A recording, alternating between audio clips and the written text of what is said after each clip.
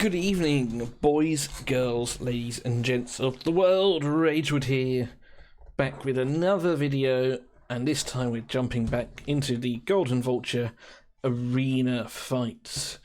Now, I think I am 3 for 3 now.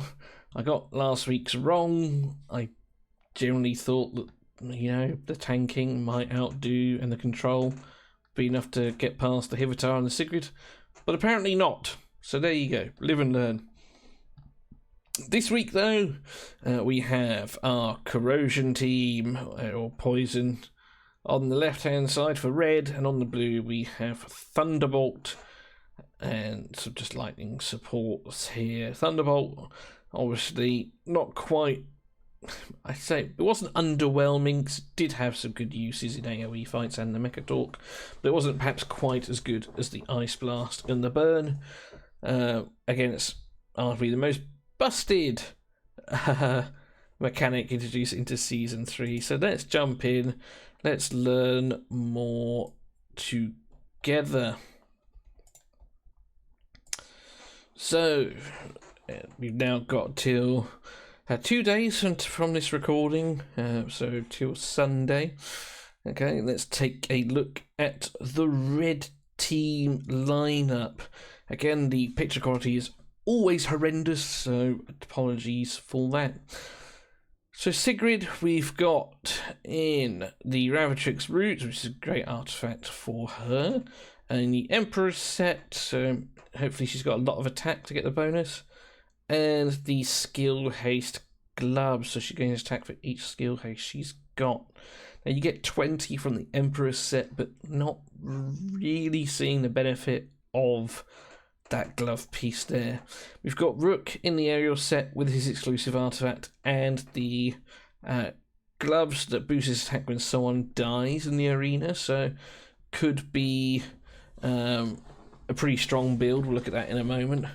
Whisk in the Witch's Remains, precise carnage gloves, so she does increased damage to people with defense down.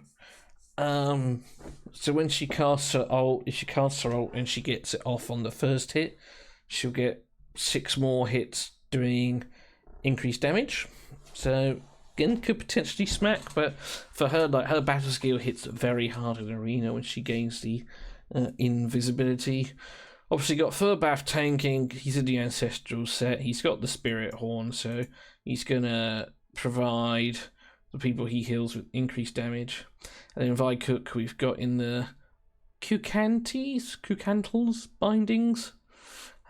So applies attack down to the enemy team, the person with the highest attack for, I want to say 15 to 20 seconds at level 20. It looks like an Mona Lisa set, so when he casts his ult, he'll heal for even more, or there'll be 2 procs of healing, one for the ultimate, one for the Mona Lisa. So let's look at their stats here again. You'll struggle to see them. I can struggle to see them, barely see them myself, but it looks like we've got around 4.2k attack here. Not crit capped, 93%. I make that, unless his exclusive gives him a little bit of crit rate. 260% crit damage. Whisk, around 3k attack, but that's always going to be low because she is our Witch's Remains supplier. 260 accuracy, 75% crit rate, 200% crit damage. So still fairly decent considering the accuracy numbers she's got. Furbath looks like a little over 100k HP, 3k defense, and still looks like 240 odd accuracy for his attack down. Interesting. Defense seems kind of low though. Looks like, again, between sort of 2,800 and probably 3,200, I'd say, depending on whether this is like a 3 or like a 9. Very hard to tell. Vycook, 50k HP, that's important to know for the Mona Lisa set, that triggers off the HP. Accuracy, 450.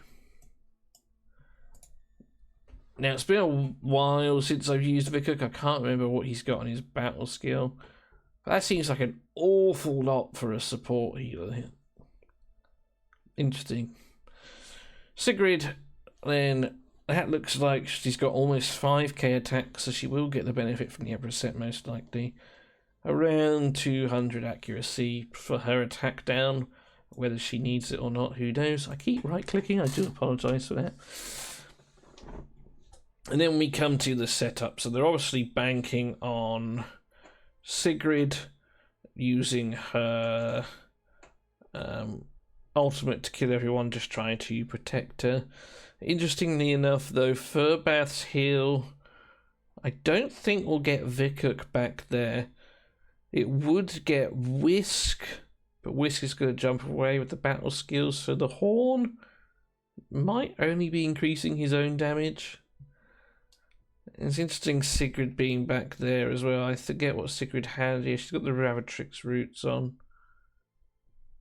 But yeah, 60 skill haste, so she's going to get an extra 400 odd attack, so she is really going to hit hard. But that's if the debuffs go up. That's the other thing. I can't remember.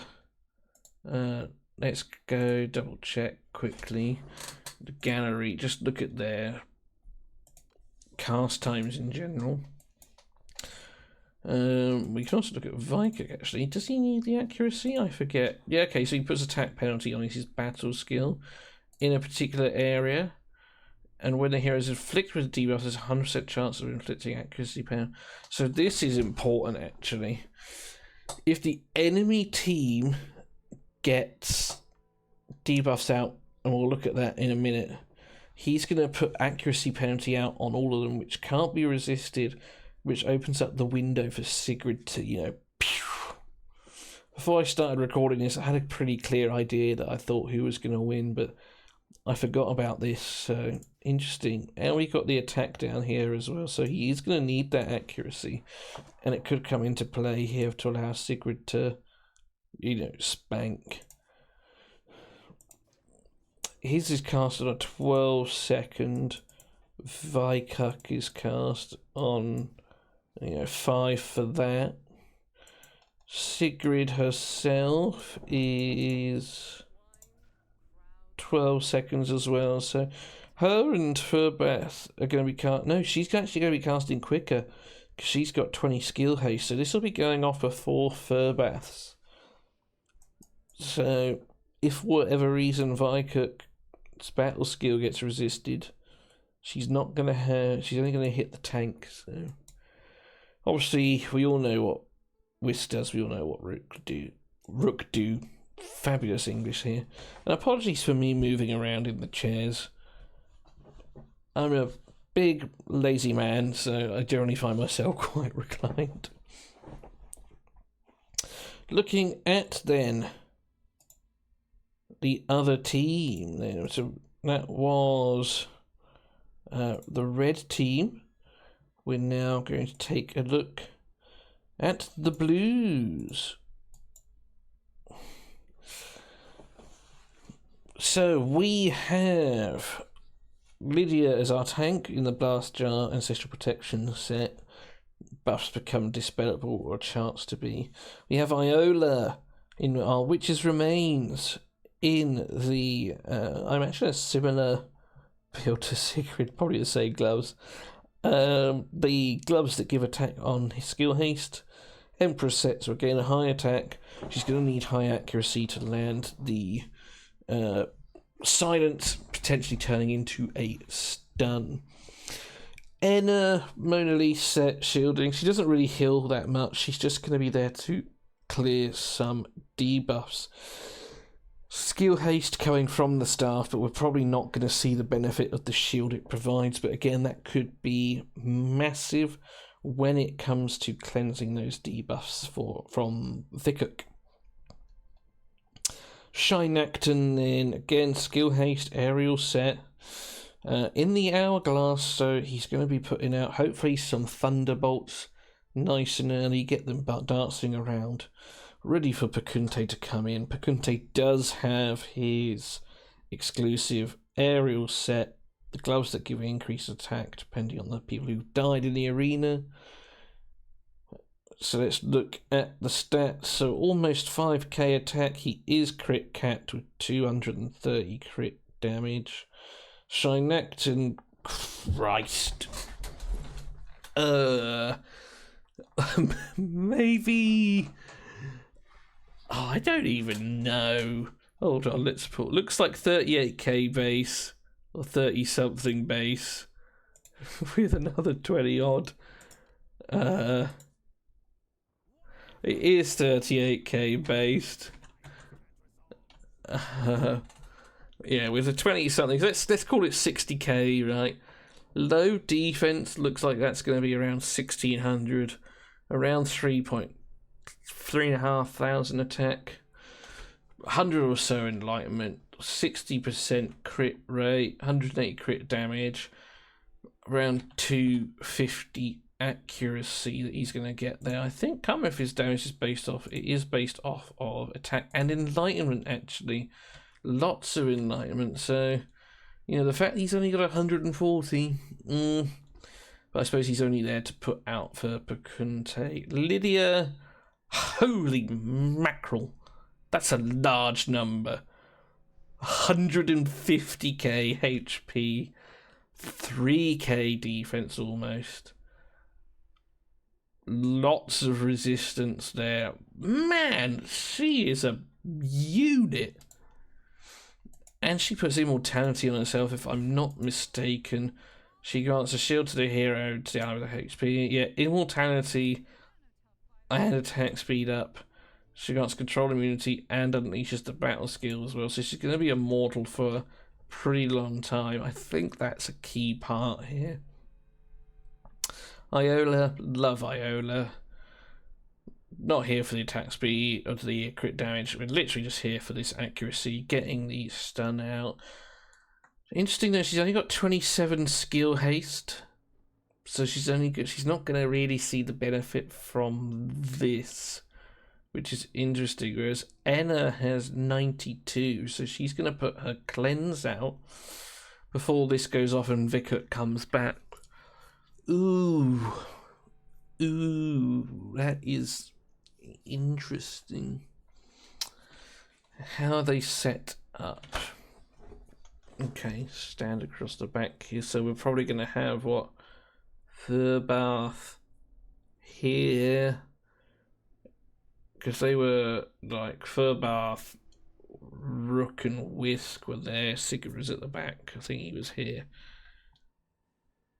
So if you rotate that round, or do you just fold it over? I think my choice remains though. Like, I think, but the Sigurd and Vickert, because Iola's gonna put out the silence and potentially the stun. You're gonna get the accuracy back, and then Sigurd's gonna. This is another tough one this week. My gut is telling me though, the blue team here. I mean, Lydia's not gonna die. The cleanse might come out too soon. But this is what I'm gonna go with. We're voting blue this week. Can we go 4 and 3? Can we go, what's that gonna be? 60% ish. Submit. Blue team. That's my vote this week, boys and girls. Let me know what you think. Am I right? Am I wrong there? Do let me know. But as always, look after yourselves. Take care. Work hard. But remember to play harder. And I'll see you in a video soon.